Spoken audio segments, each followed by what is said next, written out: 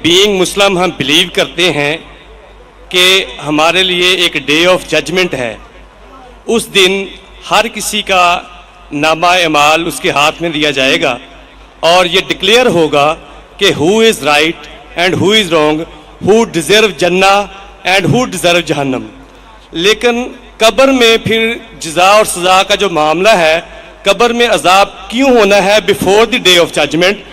ابھی result declare ہونا ہے قیامت کے دن، تو قبر میں عذاب پھر کیوں ہونا ہے؟ اگر کوئی گناہ گار ہے تو قبر جنت کے بغیچے میں بغیچہ کیوں ہے؟ یہ پہلے کیوں ڈکلیئر ہوتا ہے؟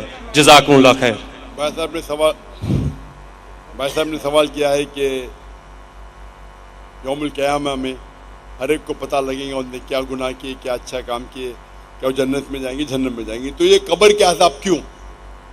میں اس کی مثال دوں گا. جب آپ کبھی پڑھتے اسکول میں یا کالج میں، ایک ہوتا ہے فائنل ایگزام، اور اس کا جواب ہے سورہ عمران میں سورہ نمبر 3 آیت نمبر 185، کل نفس ذائقۃ الموت، ہر نفس کو موت آئیں گی. فائنل ریکمپنس، جو فائنل ریکمپنس وہ ہوئے گا یوم القیامہ میں، آن دا ڈے آف ججمنٹ. اگر کوئی شخص جہنم کی آگ سے بچ جاتا ہے اور جنت میں جاتا ہے، وہ سفلتا پاتا ہے، نہیں تو یہ دنیا ایک کھیل ہے. تو آیت میں صاف ذکر ہے کل نفس ذائقۃ الموت، ہر نفس کو موت، ہر نفس موت کو چکیں گی، اور فائنل حساب کتاب ہوگا یوم القیامہ پہ. اور جو انسان جہنم کی آگ سے بچے گا اور جنت میں جائے گا وہ سفلتا پائے گا، نہیں تو یہ دنیا ایک کھیل ہے. مطلب ٹوٹل فائنل حساب کتاب آخرت میں. جس طریقے سے ہم جب کالج جاتے ہیں، اسکول جاتے ہیں، ہم پڑھتے ہیں، ایک ہوتا ہے فائنل ایگزام، ایک ہوتا ہے ٹرمینل ایگزام. برابر ٹرمینل ایگزام ہوتا ہے کہ نہیں؟ کچھ ہوتا ہے ویکلی ٹیسٹ. تو جب بھی آپ کوئی بھی چیز اچھا یا برا کرتے ہیں، آپ کو اس کا پنشمنٹ، اس کی جو سزا یا جزا، آپ اچھا کام کیے اس کا جزا یا برا کام کیے اس کی سزا 3 جگہ مل سکتی ہے. ایک دنیا میں، دوسری برزخ میں، اور ایک آخرت میں. 3. آپ نے کچھ غلط کیے، اللہ تعالیٰ دنیا میں آپ کو سزا دے سکتا ہے. آپ نے اچھا کام کیے، یہ دنیا میں ریوارڈ دے سکتا ہے. ہو سکتا ہے کہ سزا برزخ میں دے یا ریوارڈ برزخ میں دے، ہو سکتا ہے کہ آخرت میں دے. سب سے اچھا آخرہ ہے. تو جو بھی آپ غلط کرتے ہیں، آپ ٹوٹل کریں گے، اس کی سزا دنیا، قبر اور آخرت میں ملائیں گے، ٹوٹل صحیح رہیں گے. کوئی بھی اچھا کام کریں گے، اس کا ریوارڈ دنیا میں مل سکتا ہے، آخرت میں، قبر میں اور آخرت میں. اسی لیے اللہ کے رسول فرماتے ہیں جو بھی غیر مسلم ہیں، وہ جو بھی اچھائی کرتے اس کو دنیا میں اس کا ریوارڈ مل جاتا ہے.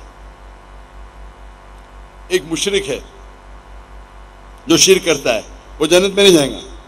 اچھے کام کرتا ہے، دنیا میں اس کی ریوارڈ مل جاتا ہے، تو وہ آخرت میں اللہ سے کمپلین نہیں کر سکے گا مجھے تو انعام ملا نہیں. مثال کے طور پہ مدر ٹریسا، اس کو بڑے بڑے ایوارڈ ملے، اچھا کام کی. تو آخرت میں اللہ تعالیٰ بولے گا تم نے اچھا کام کیے، تم کو شہرت مل گئی، تم کو پورا ریوارڈ دنیا میں ملا.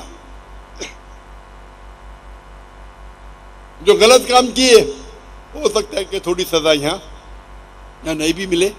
کتنے لوگ ہیں جو بڑے بڑے اسمگلر ہیں، ڈاکو ہے، اپنی زندگی اچھے عیش و آرام سے دنیا میں بتاتے ہیں. اللہ تعالیٰ بولا چلو تم کو سزا یہاں نہیں دوں گا، قبر میں دوں گا اور آخرت میں دوں گا، یا صرف آخرت میں دوں گا. تو وہ سمجھتا ہے کہ ارے میں تو بہت تیر مارا، غلط کام کیا، مشرک ہے، ڈاکہ ڈالا، لوگ کا قتل کیا، دنیا میں کچھ نہ اس کو پنشمنٹ ملی. پنشمنٹ مل سکتی ہے قبر میں اور آخرت میں. تو یہ کہنا کہ آخرت میں پنشمنٹ ملیں گی تو قبر میں کیوں مل رہی ہے، آپ ٹوٹل کریں گے تو صحیح رہیں گا.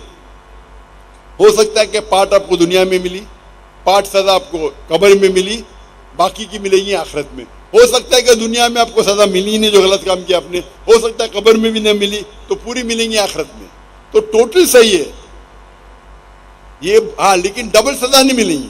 ڈبل مطلب آپ کو ملنا چاہیے 100 پوائنٹس کی سزا. ہو سکتا ہے کہ 2 پوائنٹ دنیا میں ملے گا، 8 پوائنٹ قبر میں، 90 پوائنٹ آخرت میں.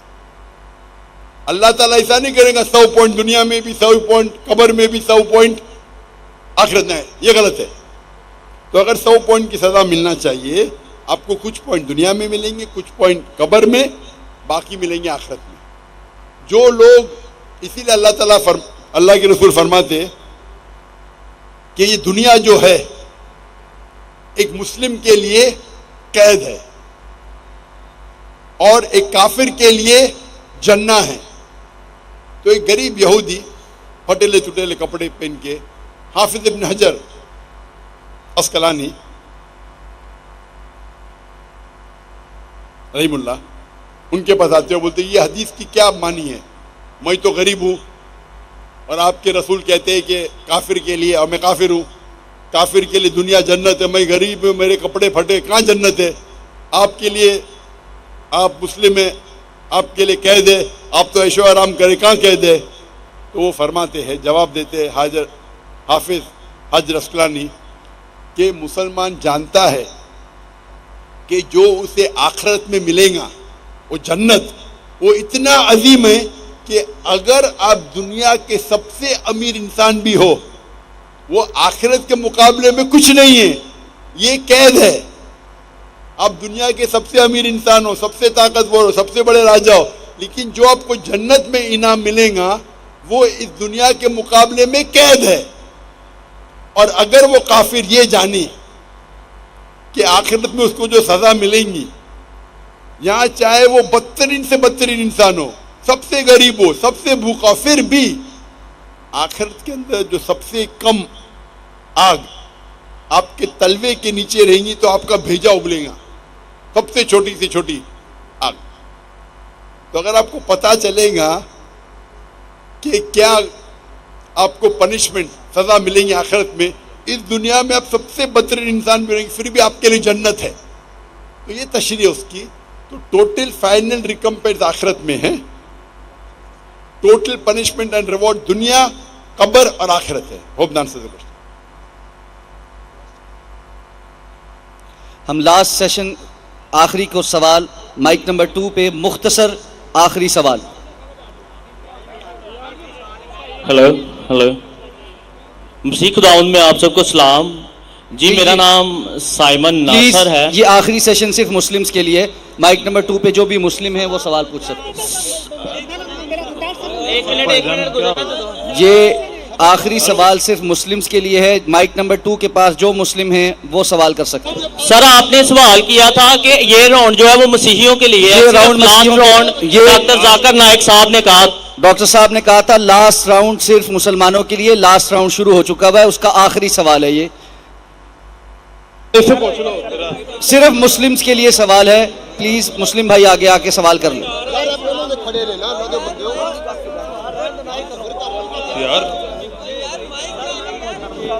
سر میں مسلم ہوں. میں بھی مسلم ہوں.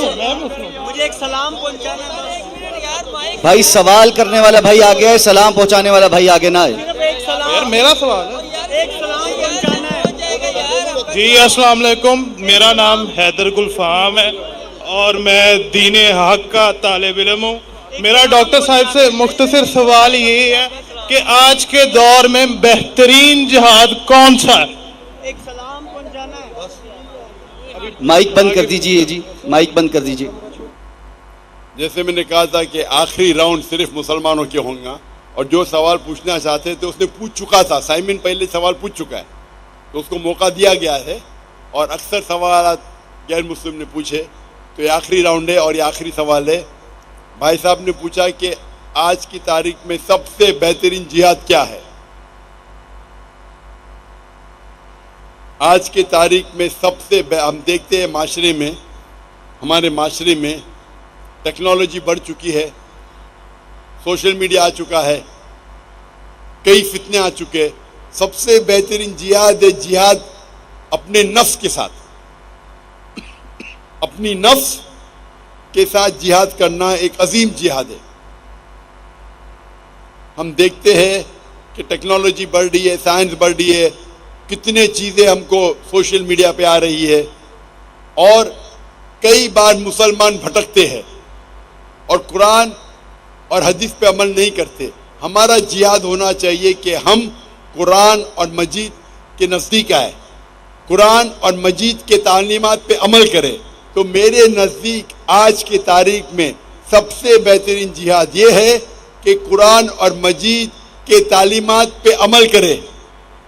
قرآن کو ترجمے سے پڑھیے, حدیث کو پڑھیے اور اس پہ عمل کریے. انشاءاللہ مسلمان پھر سے دنیا کے چوٹی پہ پہنچیں گا. آج کی حالت میں مسلمان کو لوگ نیچے دیکھتے ہیں, فٹ بال کی طرح لات مارتے ہیں, کیونکہ ہم قرآن اور حدیث سے دور ہیں. ہم اگر جد و جہد کریں گے, قرآن اور حدیث کے روشنی میں قرآن اور حدیث کے تعلیمات پہ عمل کریں گے, یہ سب سے بڑا جہاد ہے. وآخر دعوانا الحمدللہ رب العالمین.